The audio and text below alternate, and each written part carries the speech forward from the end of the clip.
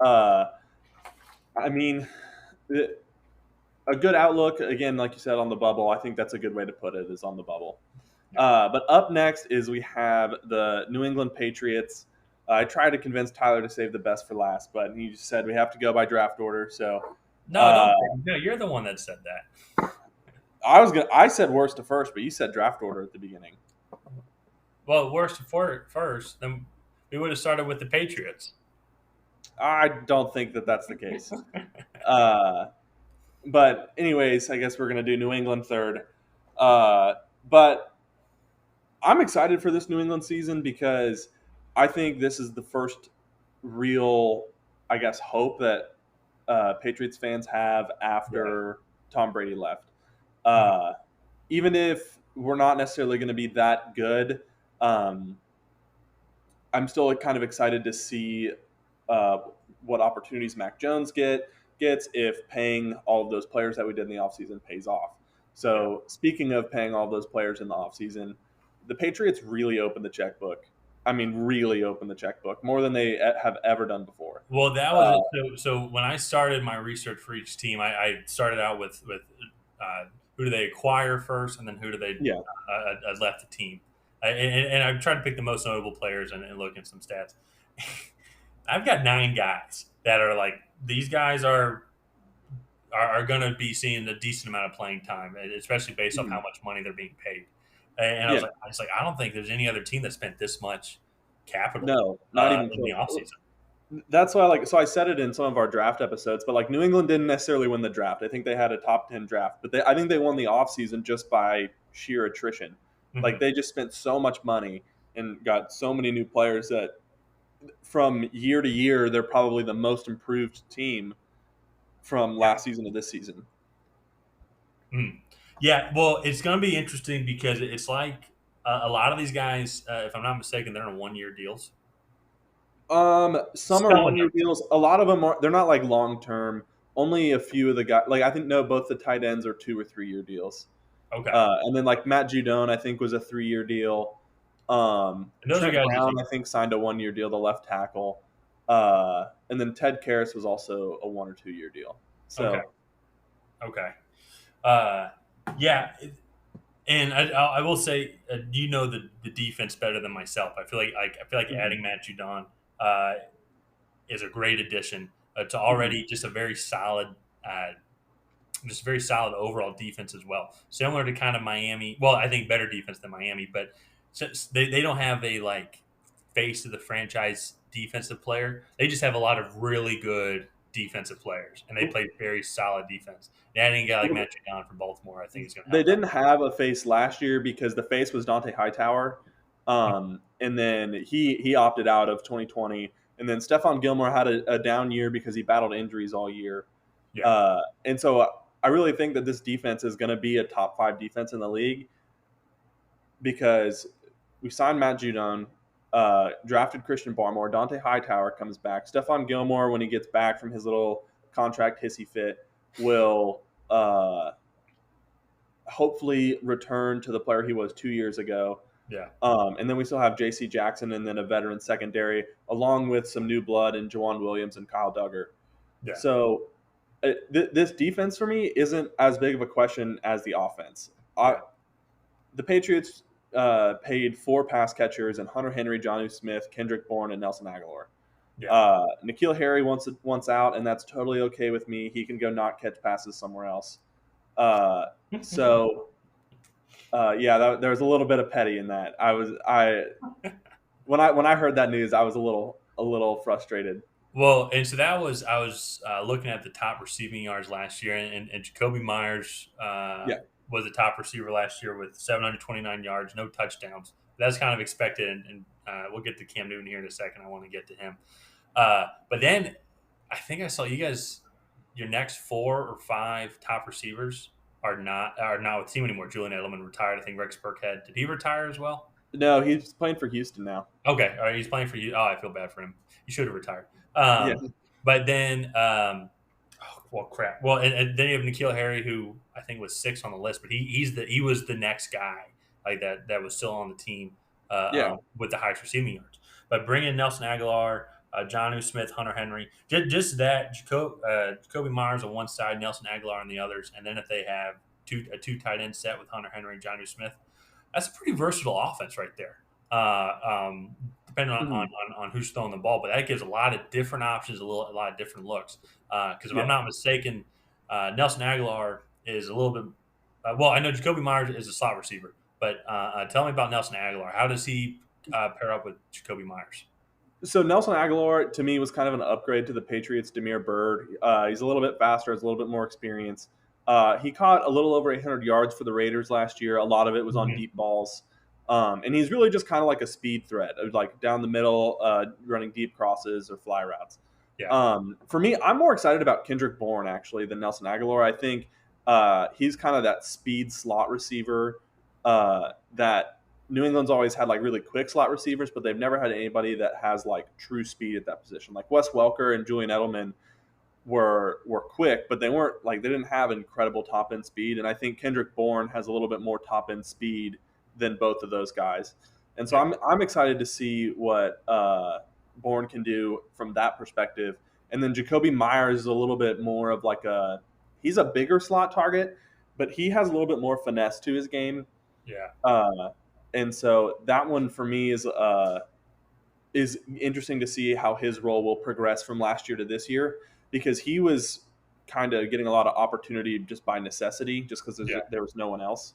Hmm. And so overall, I think the Patriots have really improved their offensive side of the ball in the passing weapons and the offensive line and then the run game. Yeah, The yeah. biggest question that's left for the Patriots is the quarterback. Well, and that's what I'm actually. Uh, I well, I'll get to Cam Newton in a second. But I want to go back. So, um, uh, could you see them because a running back position for the Patriots, they've always had a running back by committee. Could you Yeah. potentially see them at times going five wide receivers with, or not, or five pass catchers with both tight ends and all three of the receivers that we just had? 'Cause Mhm. I feel like each receiver has a different option, and is versatile in a different way, really spreading out that defense. Something Yeah. that the Patriots haven't done, but I feel like Yeah. that would be good for either Newton or Mac Jones. Yeah, no, I mean, especially too with James White. I mean, you can kind of throw him out there and have a receiver out of the backfield. Yeah. I would see them doing, I guess you could say five pass catchers, and do two tight end sets with three wide receivers, Oh, that sounds or maybe great. two wide receivers and a running back. Yeah. I think that's probably where their bread and butter is going to be because that was so when the Patriots won the Super Bowl against the Rams. That was the first playoff game that they played was against the Chargers, Uh huh. and that was what made them so deadly that year was the fact that they could put Rob Gronkowski out there. They could run a four pass catchers, a tight end, uh, like four pass catchers, three receivers, and a tight end with a running back, and do kind of like a somewhat spread offense. But Hmm. then when the Chargers wanted to put an extra DB on the field and pull off a linebacker, they're like, well, now we're just going to go power scheme in hurry up and not give you the opportunity to sub it out and then just run the ball down your throat. And I Yeah. think that is what the Patriots want to do is create that versatility to where they can go from running five pass catchers to power football in 20 seconds. Oh yeah. Well, especially with their offensive line that they have, they Mhm. have Isaiah Wynn ranked 11th amongst all tackles last year, and Mhm. was just a dominant run blocker. The same with what's probably going to be their left guard now after they signed Trent Brown or traded for Trent Brown, who's going to be the right Mhm. tackle. But their left guard Michael Onwenu, Yeah.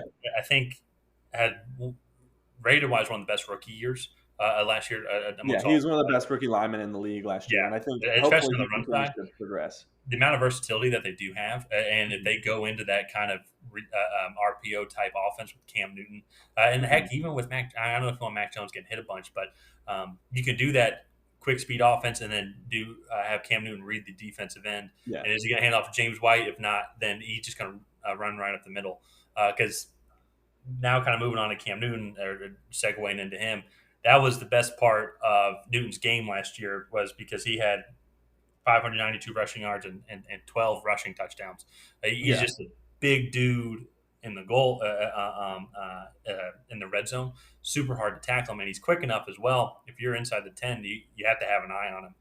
But the passing, I was surprised on his passing stats. I thought he had a mediocre year to begin with, but he only had 8 touchdowns to 10 interceptions Yeah. for just And he threw for 2 or 3 touchdowns in the Week 17 game against the Jets. Like he did not have a good passing year at yeah, all. yeah. And now he does have an improvement on receivers as well. Yeah. But really kind of seeing those stats and so I will say so he had 20 total touchdowns, but I think he had 11 turnovers. I think he had a fumble as well, but he had 6 Mhm. fumbles, but 5 were recovered by the Patriots. So um, the ball had the opportunity or did switch hands Yeah. 16 times while Cam Newton Mhm. was in charge of it. 11 of those being successful Yeah. turnover by the And defense. that's what I think drafting Mac Jones did for the Patriots was they just gave themselves the opportunity for if Cam does what he did last year, they can be like, all right, like just Yeah. scrap the Cam project and just like restart. Like we'll Well, just but put Mac in and yeah.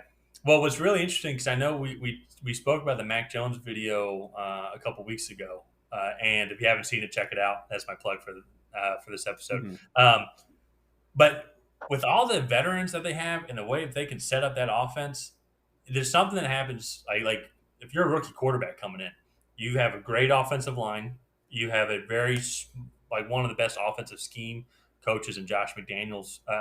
Mhm. They've always have just been successful and can manage the game really well, give their players the best opportunities to have limited mistakes. I mean, I won't go on a limb and say Mac Jones is going to start week 1, but I mean, if Cam Newton has this similar production, like I mean, I think Mac Jones can do better. I think he can protect the Yeah. ball more. Like if you're going to have more interceptions than touchdowns, you might as well give it to your first round pick and have him learn from those mistakes because they have Yeah. a lot of money and a lot of potential opportunity here. I think to Mhm. be very successful on the offensive side of the ball, especially in Yeah. comparison to last year. Oh yeah, no, definitely. And that's why so when I was going through and doing my record predictions for everybody, the Patriots have a few games that I think are really close. And Hmm. I actually ended up giving them a record of 13-4. I think at when they're at home, they're going to rely a lot on that defense and their fans because they're going to have fans again this year. And I think that'll give them a huge boost when they play teams at home. So like they play Cleveland at home, they play Tampa Bay at home, they play obviously Buffalo, Miami at home, Hmm. and then they play Tennessee at New England as well. And I think all those games are completely winnable just because of the talent that they added on defense.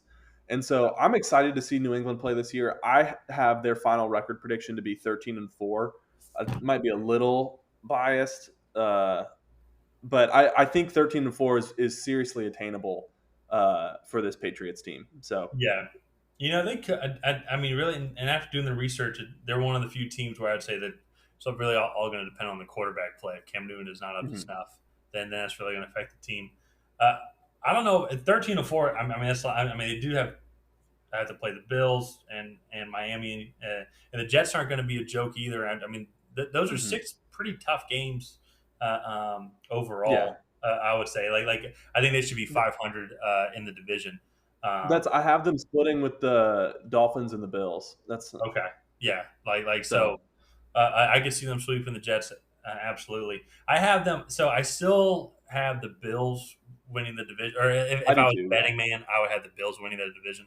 Um, yeah, you have the Bills winning the division better than 13-4. yeah. I have the Bills at 14-3, Oh, which is okay. kind of I guess a good segue into the Bills.